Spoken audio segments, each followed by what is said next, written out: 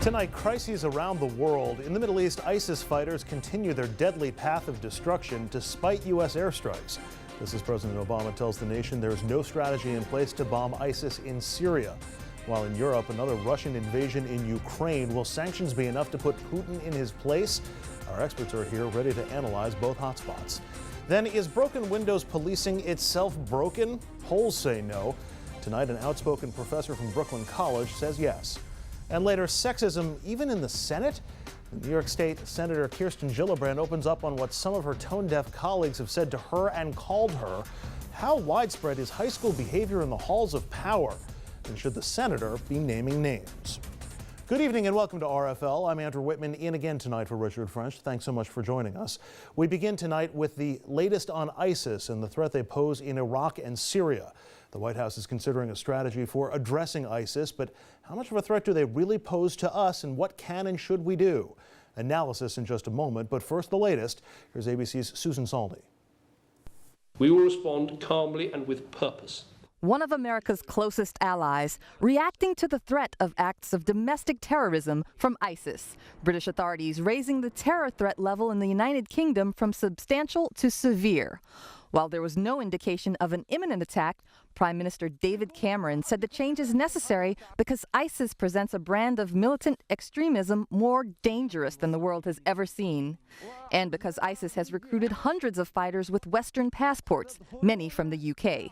We need to do more to stop people traveling, to stop those who do go from returning, and to deal decisively with those who are already here. In fact, authorities believe the hooded man seen on video showing the execution of American journalist James Foley was from London. The ambition to create an extremist caliphate in the heart of Iraq and Syria is a threat to our own security here in the UK. There are also American citizens fighting for Syria-based terror groups like ISIS. Among them, U.S. officials tell ABC News, a dozen men from the Minneapolis-St. Paul area. But officials here are not anticipating a change in the national threat level. This is a threat that we are monitoring. It's one that we have been focused on for quite some time. Pentagon spokesman Rear Admiral John Kirby says a strategy to combat ISIS is evolving.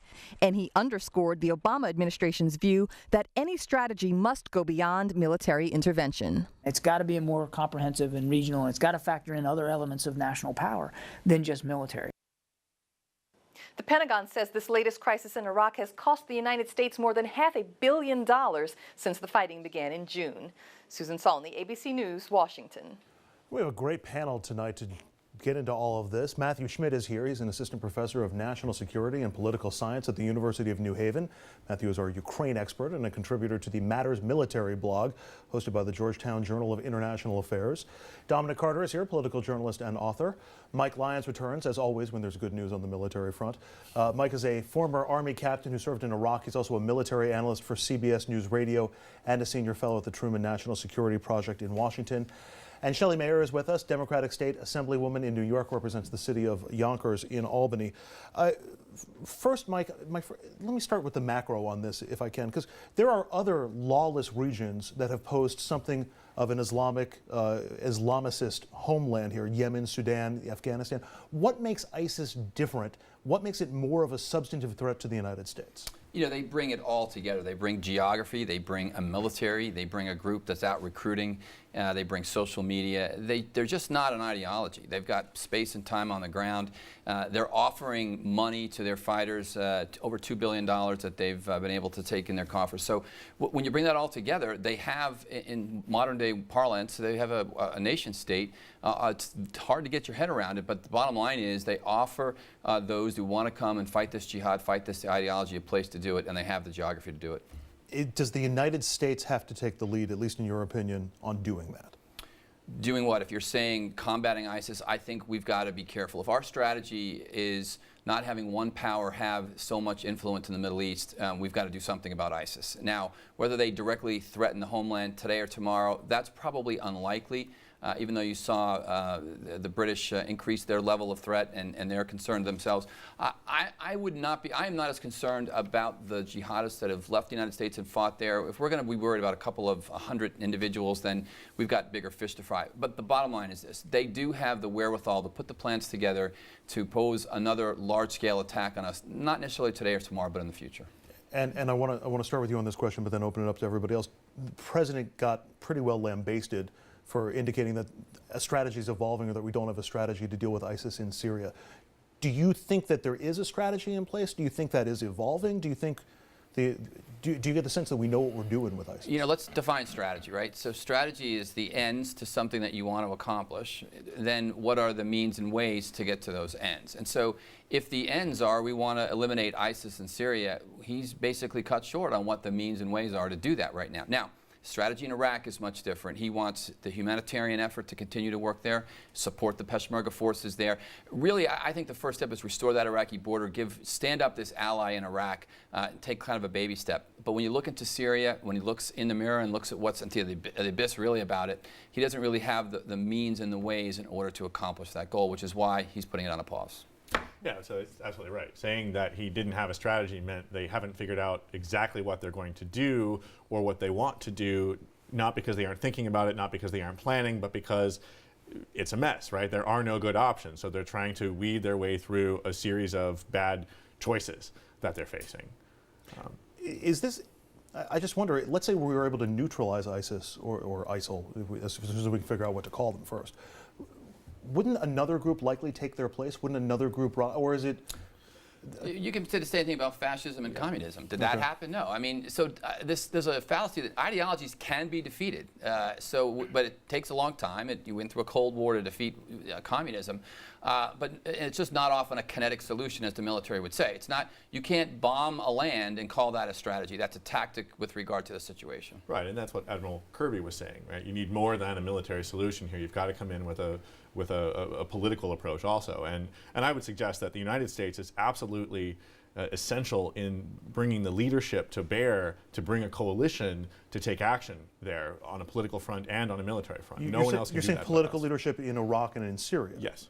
Let's get creative here. Good example. Let's go after ISIS in a cyber attack. Let's go take down some of their servers, take away their capability to recruit outside their borders with regard to technology.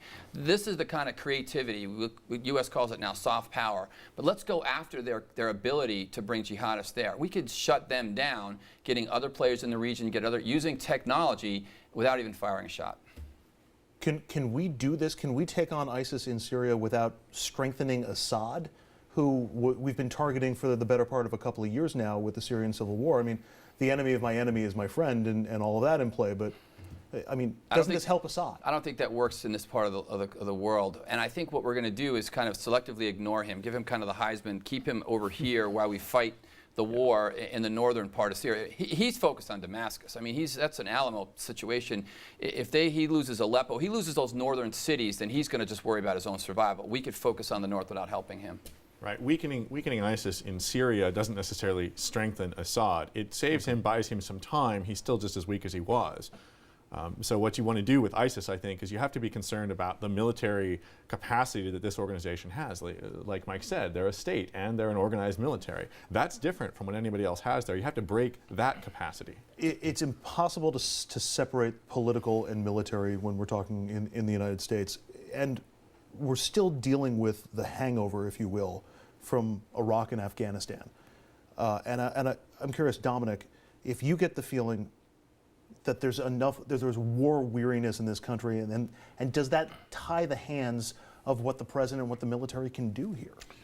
Excellent question, and I think we've just heard from the two experts indicating that there is no strategy. But the president finds himself between a rock and a hard place because of exactly the premise of your question. Poll after poll after poll in this country has shown Americans want nothing to do with any type of war, and certainly don't want to hear any term like foots on the ground in terms of the troops. So it's a situation, it's a very volatile one. They're upping the ante in terms of the terrorist warning, as you know, we all know, in England, and that all relates to here. It's a mess. And, you know, I'm sure Republicans, not meaning these two, but Republicans will say the president is not up to the task or not doing as good a job as other presidents have. But, you know, he inherited these two wars that he ended, and now it's all blowing back up in his face. Do you get the same sense, Shelley? Well, I think, you know, talking to individual voters and ordinary people who are way less sophisticated than what you've laid out here, and I appreciate the complexity, because I think, frankly, that's one of the challenges. It's difficult for people to understand the complexity of this situation. So they have a sort of understandable response, which Dominic said, which is no more wars. I don't want my kids going, no more wars. Yet we have a situation where there may be some creative solutions, and if they could be laid out in a way, I think the American public is prepared to be supportive of their president, regardless of political affiliation, to further American leadership. But I think they do that with a caveat: it can't be with boots on the ground. And Andrew, there was a map that you showed up about ISIS locations. If you can bring that one up again, we can talk. This is what's different about ISIS. They control these road networks that exist in a great part of the country. So if you look at these road networks, look at those yellow lines there. So from a military perspective, this is not like restoring borders and there's mass amount of troops on there. The key is controlling those road networks. So just like the technology networks that exist out there, if the military focuses on those road networks, they could be very easily and conventionally pushed back into Syria, and that's why we think that mission can be done by the Iraqi security forces. And I would throw in that we're not going to put boots on the ground. What we'll do is be the Air Force for the Kurds or other groups that have boots on the ground that we can coordinate with. Yeah. Though the president said many, many times he doesn't want to be the Iraqi Air Force. Maybe it's different in Syria, but it remains to be seen. We want to bring this to you at home, and obviously we've got two experts here on the panel. We're not asking you at home to play expert, but we want you to head to Facebook and Twitter to sound off on tonight's question. It's the one I asked before. Is the U.S., in your mind, too war-weary for its own good, whatever you think for its own good might mean in these circumstances? We'll be curious to hear your responses, and we'll get some of them on the air in the coming days. Up next, though, we're going to head to Ukraine, where tensions are rising. U.S. allies calling for tougher sanctions against Russia ahead of Saturday's summit of European Union leaders in Brussels. This following what appears to be another invasion from Russia into Ukraine. We'll get the latest after a break.